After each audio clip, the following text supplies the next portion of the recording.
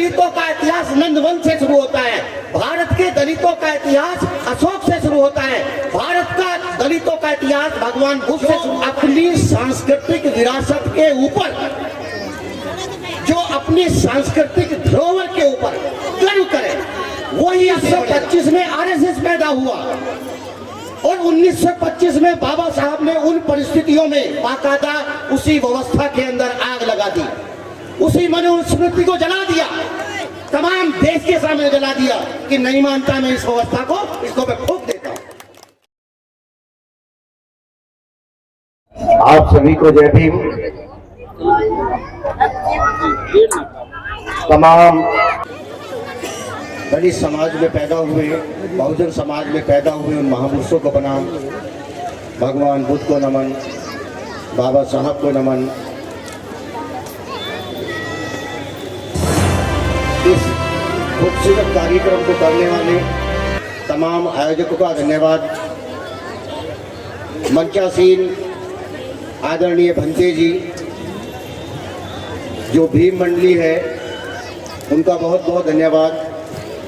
और इस सभागार में बैठे तमाम मेरे समाज के बुजुर्गवार, नौजवान साथियों, माताएं, बहनों, शुरुआत कहाँ से करूं?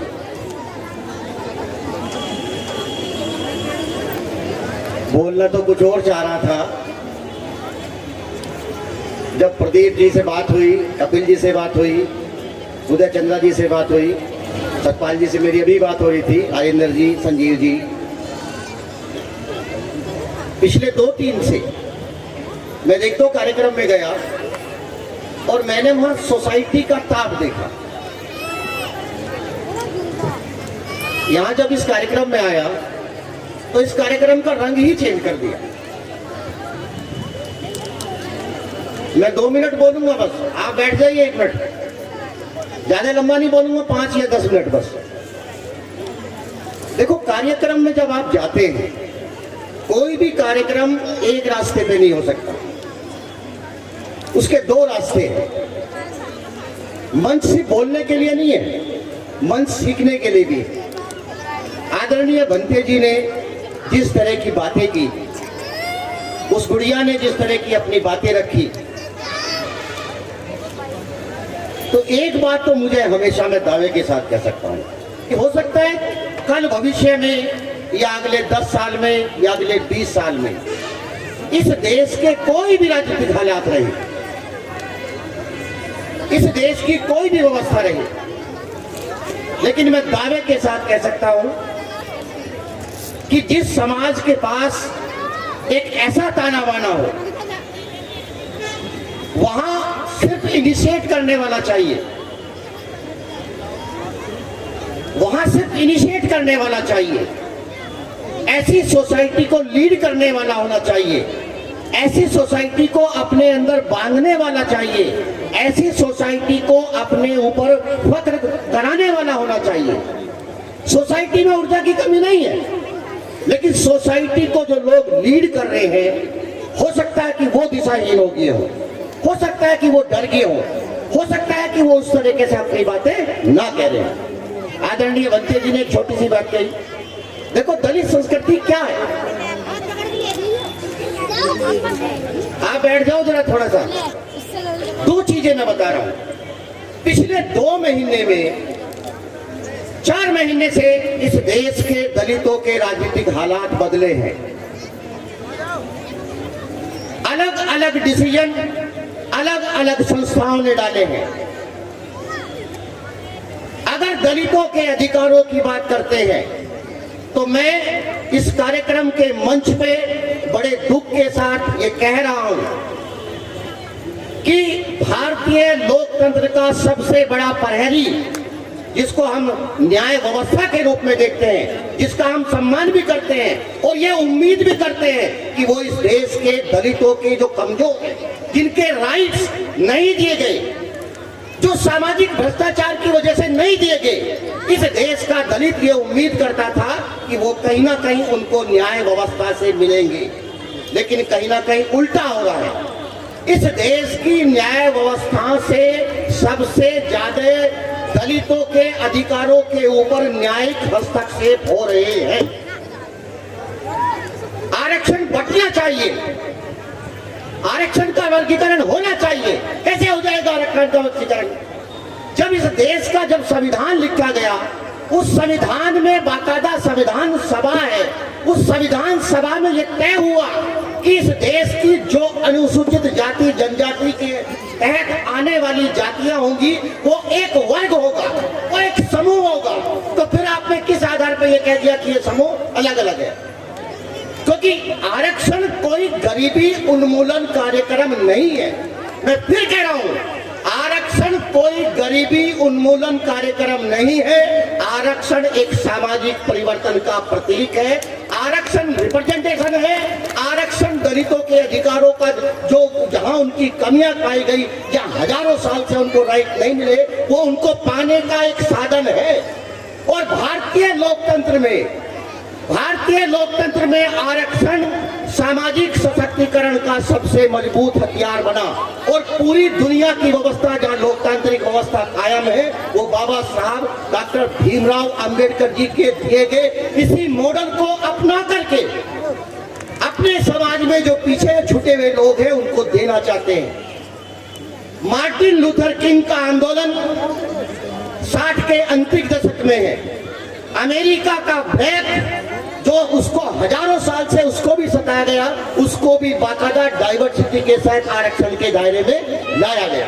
अब एक छोटी सी मेरी आशंका, पिछले 2-3 दिन से जो मैं बात कह रहा था कि बात हो क्या रही है, हमारा सामाजिक मूवमेंट बहुत ताकतवर है, उसमें ऊर्जा है। अभी आपने एक कार्यक्रम की शुरुआत करी, तमाम लोगों ने सहयोग देने में कोई कमी नहीं, ना ऊर्जा में कमी है, ना नियत में कमी है। फिर ऐसे कारण क्या है कि इतना ताकतवर सामाजिक मूवमेंट होने के बावजूद भी आखिर दलितों का जो आर्थिक आंदोलन है, दलितों का जो सामाजिक आंदोलन है, वो बहुत मजबूती से आगे की दिशा एक निश्चित दिशा में नहीं बढ़ पा रहा? ये सवाल है। उसके कारण कि हमारे अंदर कहीं ना कहीं हताशा है। हम किसी भी काम करने को कहीं ना कहीं थोड़ा सा निराशा के साथ शुरुआत करते हैं। आपको मालूम है, आप किस जमीन से खड़े हैं। आपका इतिहास घनानंद से शुरू होता है। भारत के दलितों का इतिहास घनानंद से शुरू होता है। भारत के दलितों का इतिहास नंदवंश से शुरू होता है। भारत के दलितों का इतिहास अशोक से शुरू होता है। भारत का दलितों का इतिहास भगवान बुद्ध से शुरू होता है।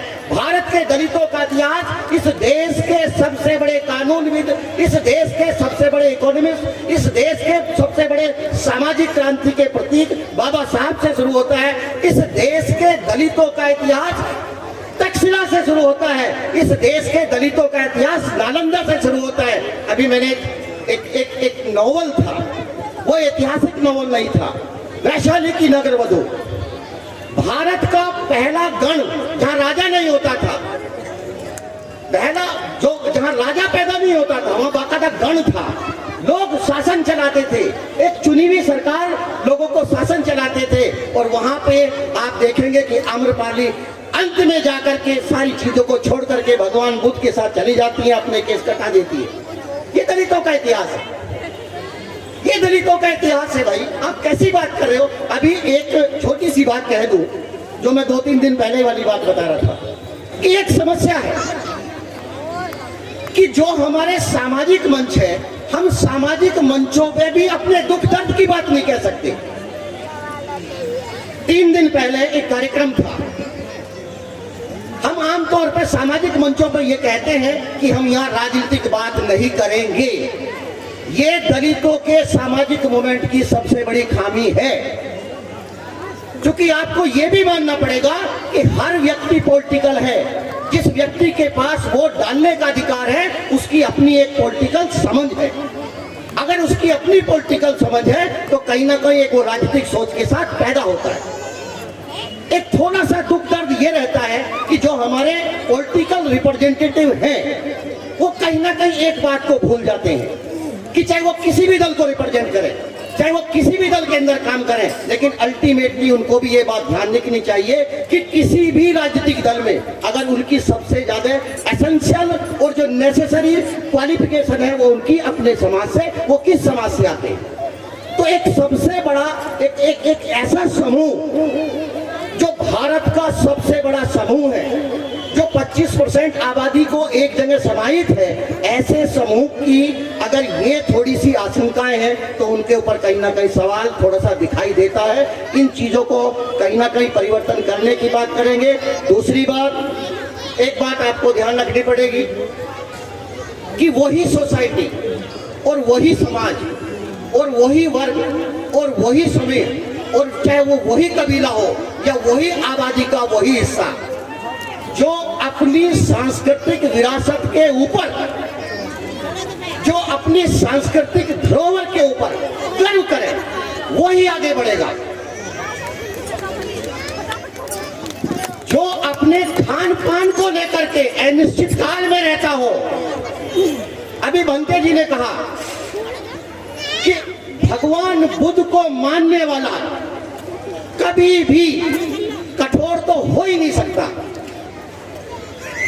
तथागत बुद्ध जी को मानने वाला कोई भी व्यक्ति हमेशा मध्यमार्गी होगा।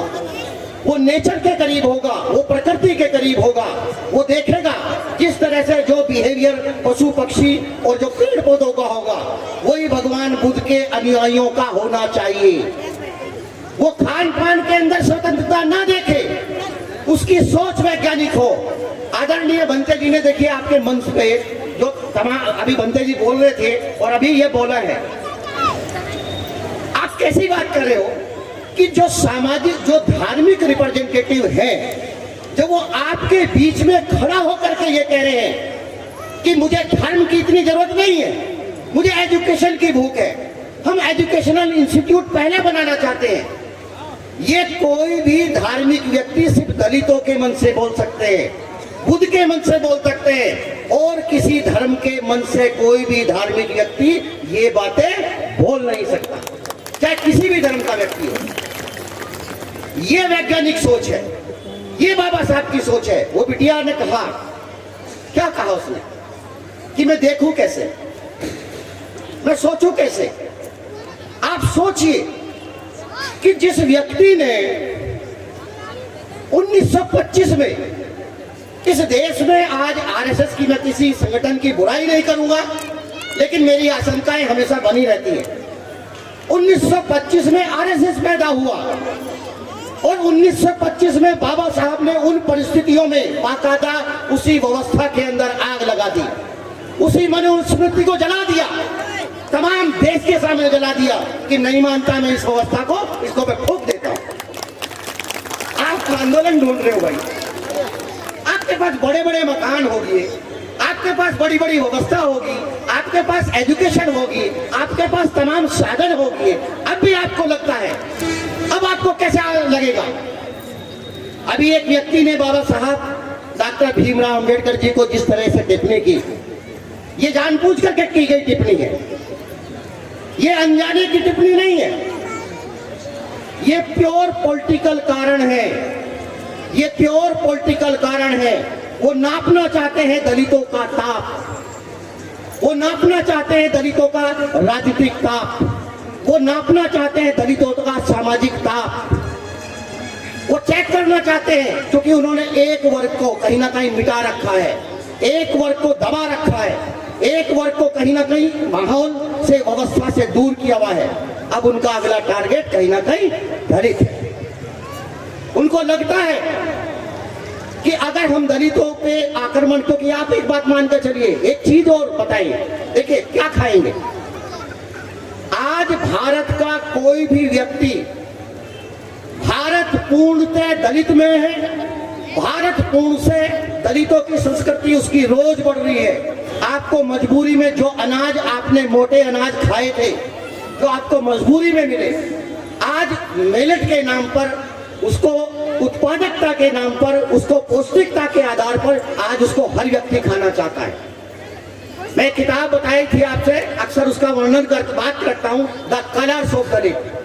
दलितों के रंग वो दुनिया पे छाएंगे, तुम देखना इसको, उसे कोई नहीं रोक सकता। जो परिस्थितियां हैं, ये परिस्थितियां उसको थोड़ा सा हिला तो सकती है, लेकिन मैं 100% दावा के साथ कह सकता हूं कि भारत के दलितों का जो मूवमेंट है, उसे भारत की कोई भी व्यवस्था मोड़ नहीं सकती, उसको कोई भी दबा नहीं सकती। निश्चित रूप से वो अपने अधिकारों के प्रति आगे बढ़ेगा ही बढ़ेगा।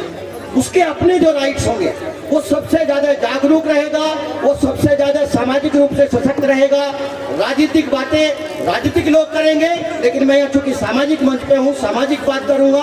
और रही भगवान बुद्ध की बात, तो आपके कण कण में, आप व्यवहार से, आपका खान पान, आपका रहन सहन, आपके कपड़ों का व्यवहार, वो कहीं ना कहीं बुद्ध संस्कृति के बिल्कुल करीब है। आपके घर में बुद्ध आए हो या ना आए हो, आपके बुद्ध, चाहे आप बौद्ध विहार में जाएं या ना जाएं, लेकिन आपकी जो सांस्कृतिक पहचान है वो तथागत भगवान बुद्ध के करीब है। कभी आप बौद्ध साहित्य पढ़ेंगे, कभी आप बौद्ध साहित्य को जानेंगे, तो आप पाएंगे कि आपका रहन सहन बिल्कुल 101% कहीं ना कहीं आप बौद्ध में है। इसी के साथ जय भीम, जय भारत। एक छोटी सी बात कह रहा हूं, अगर बनते जी ने ये बात कही है, क्योंकि एक चीज हमारे यहाँ समस्या है कि जिस चीज की हमको सबसे बड़ी जरूरत है, एजुकेशन की जरूरत है। हमारे समाज में सबको अमीर नहीं है, सबके पास साधन नहीं है, लेकिन जो साधन संपन्न लोग हैं, वो एक व्यक्ति कोई स्कूल कॉलेज नहीं बना सकता, लेकिन एक व्यक्तियों का समूह अगर चाहे तो बहुत सारे लोग, कोई इंटर कॉलेज, कोई डिग्री कॉलेज हम बना सकते हैं। उस कॉलेज को बनाने का एक फायदा ये भी होता है कि हमारी जो सांस्कृतिक पहचान होती है, हमारा जो माहौल है, कहीं ना कहीं वो एजुकेशन के माध्यम से हम अपने बच्चों के अंदर भेज सकते हैं। इसी के साथ जय भीम, नमो बुद्धाय।